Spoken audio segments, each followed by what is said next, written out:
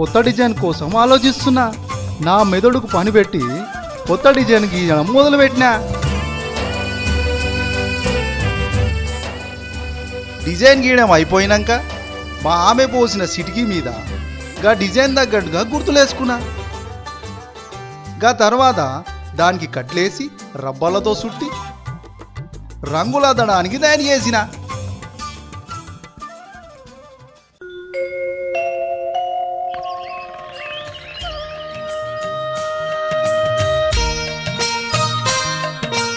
మా పోరలకు బడిగిపోయేటప్పుడు చెరో 2 రూపాయలు ఇస్తే మురుసుకుంటా బడిగిపోయేటోళ్ళు.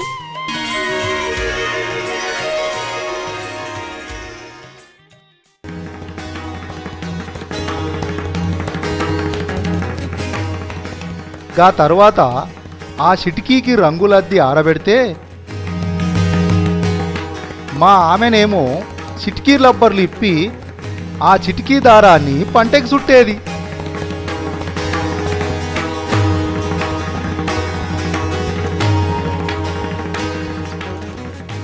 గా తర్వాత చీర నేసేటందుకు దారంతో కండెలు పట్టేది. గిట్లా మేమిద్దరం మొగ్గం పనిలో భాగమయ్యేటోళ్ళం.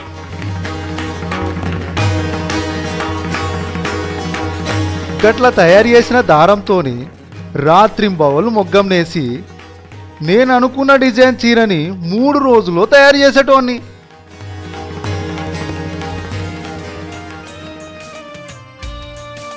గట్ల నేసిన చీరను కోసి ఎలాంటి ముడతలు రాకుండా ఒక్క తీరుగా మడత పెట్టేటోళ్ళం.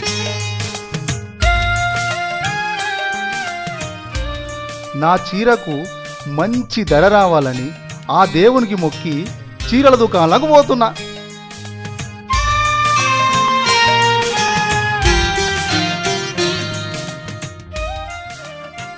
బయట మా పోరెడెదురై నాయనా నేను దుకాణంలోకి వస్తా అన్నాడు. సరే అని చెప్పి వాణ్ణి కూడా ఎంట తోలుకపోయినా. ఓ చాక్లెటో బిస్కెటో కొనిస్తానని మా పోరనికి చిన్న ఆశ.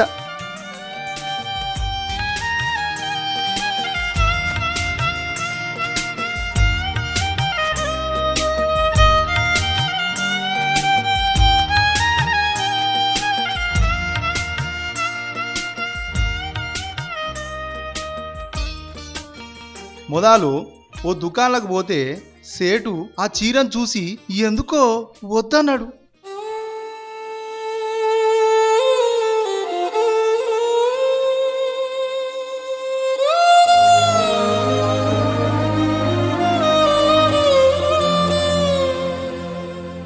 ఇంకో దుకాణంలోకి పోతే చీరను చూసిన సేటమ్మ గిసోంటి రంగు చీరలు మా దుకాణంలో మస్తుగున్నాయని చెప్పి వద్దంది.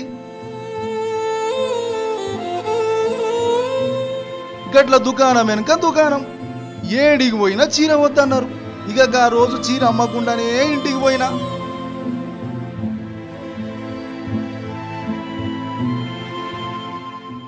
తర్వాత రోజు చీర అమ్మేటందుకు పోతుంటే మా ఆమె ఎదురై ఇంట్లో బియ్యం సామాన్లు అయిపోయినాయని బుజ్జికేమో పరీక్ష ఫీజు కట్టాలని చెప్పింది. ఇంకప్పుడు ఎట్లయినా ఈ చీరను అమ్మాలని నా మనసులో అనుకొని పోతున్నా.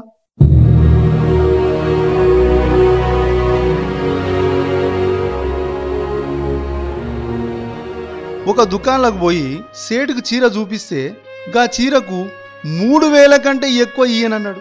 గా ధరకు అమ్మితే నాకు గిట్టుబాటు కాదు సేటు అని వెనక్కొచ్చిన. ఇంకో దుకాణంలోకి పోయినా అక్కడ కూడా గంతే.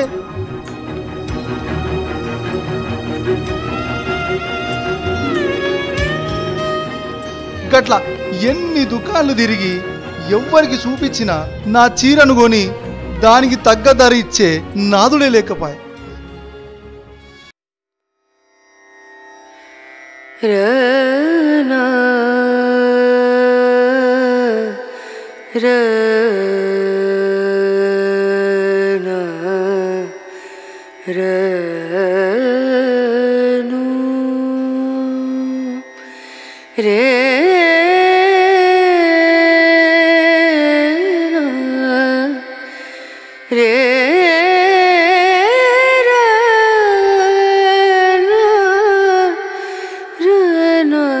మనసొప్తలేదు.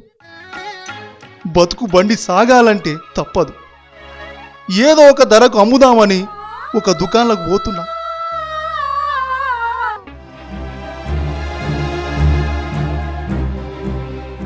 గా దుకాణంలో పోయేసరికి సేటు ఎవరితోనో మాట్లాడుతుండు.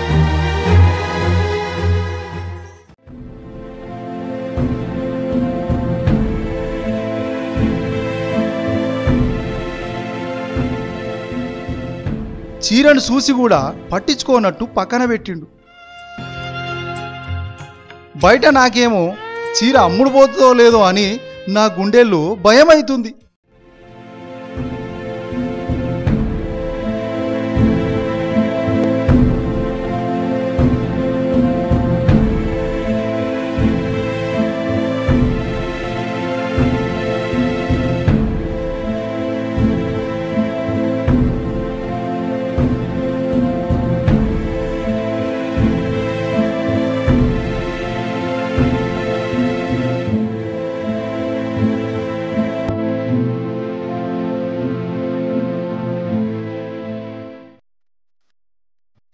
గుమస్తా రసీద్ తీసుకొనే వచ్చిండు. ఇక రసీద్ చూసి సేటు పైసలు లెక్క పెడుతుంటే ఇక ఇవాళ నా బాధలన్నీ తీరినాయి అనుకున్నా.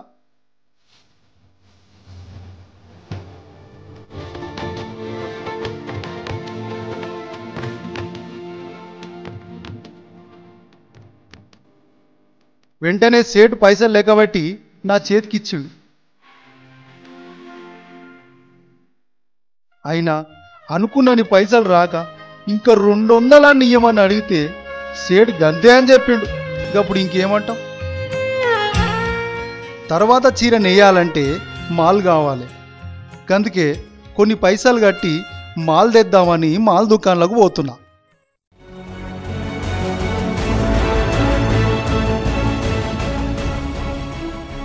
మాల్ దుకాణంలోకి పోగానే నన్ను చూడంగానే సేటుకి పాత బాగ్ గుర్తొచ్చి పైసలు ఇయ్యమని అడిగిండు. చేసేదేం లేక మళ్ళీ మాలిస్తాడేమోనని చెప్పి గా చీర అమ్మిన పైసలు ఇచ్చిన. ఇంటికి బియ్యం సామాన్ తీసుకుపోదామంటే చేతిలో ఒక్క పైసా కూడా మిగిలలేదు. తర్వాత మాల్ తీసుకుంటా సేటు అని అడిగితే తీసుకోమన్నాడు.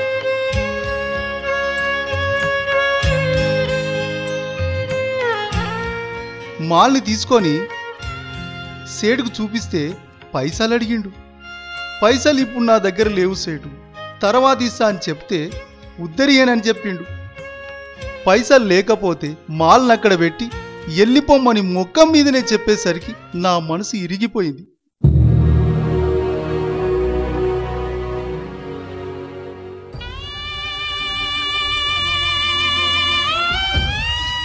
రేయింబవలు కష్టపడి పనిచేసినా మా బతుకులు గట్టెక్కలేవు.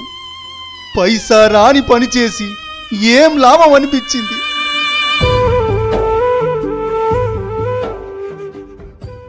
నేను పైసలు తెచ్చిందేమోనని ఆశగా మా ఆమె నా దగ్గరకు వచ్చింది. జేబులో ఒక్క పైసా కూడా మిగిలలేదని చెబితే తను కూడా బాధపడ్డది.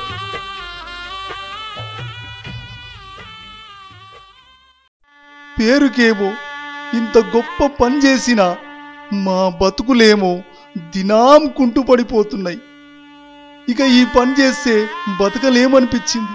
ఒక దిక్కేమో కన్న తల్లి లాంటి ఉన్న ఊరిని, మా తాతల తండ్రుల నుంచి వచ్చిన ఇంత గొప్ప పనిని ఇడిసిపెట్టి పోవాలంటే మనసొప్తలేదు. కానీ తప్పదనుకున్నాం.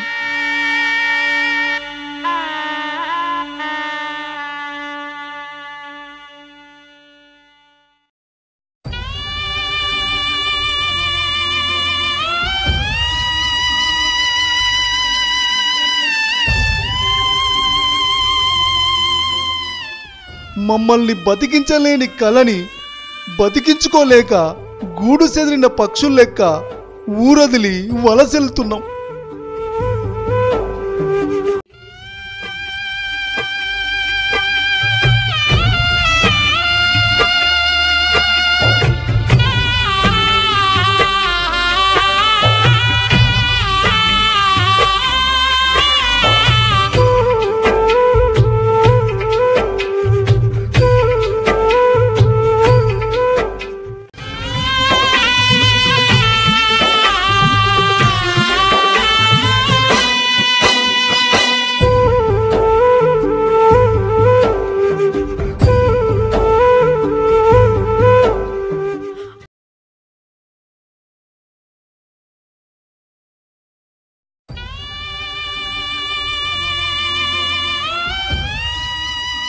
గొప్ప గొప్ప డిజైన్లు తయారు చేసి మంచి మంచి చీరలు నేసిన ఈ చేతితోనే ఇవాళ హోటల్లో ఛాయ్ ఇవ్వాల్సి వస్తుంది, కప్పులు కడగాల్సి వస్తుంది.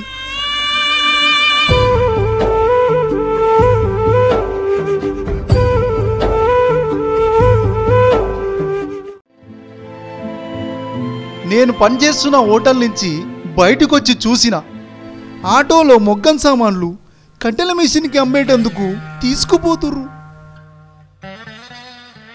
ఏ కంప్యూటర్ కూడా తయారు చేయలేని డిజైన్లను మా మెదడుతో ఈ మొగ్గం మీద తయారు చేసినాం. అగ్గిపెట్టెల పట్టే చీరను కూడా అల్కగా నేసినాం. దాన్ని చూస్తే మొగ్గం పని చేసేటోళ్ళు గుర్తొచ్చి కళ్ళల్లో నీళ్లు తిరిగినాయి. నాలాగే ఎంతో మంది మొగ్గం పని విడిచిపెట్టి ఛాయ్ అమ్ముతుండ్రు, సెక్యూరిటీ గార్డ్గా చేస్తుండ్రు, డ్రైవింగ్ చేస్తుండ్రు, పెట్రోల్ బంకులో పెట్రోల్ కొడుతూ, హోటల్లో పనిచేస్తూ అద్భుతాలు చేయాల్సిన చేతులు ఈరోజు కూలి పని చేస్తున్నాయి. పడుగు పేకల్లాంటి కష్టసుఖాలను అల్లుకునే అద్భుతమైన జీవన శైలి నేతన్నది. భారతదేశానికి చేనేత గుండెకాయ లాంటిది. అలాంటి నేతన్నకు గుండెలాంటి మొగ్గం చప్పుడు ఆగిపోయింది. గతమంతా ఓ అద్భుత కలగా, వర్తమానం పీడకలగా బతుకుతున్న నేతన్నలందరికీ ఈ చిత్రం అంకితం.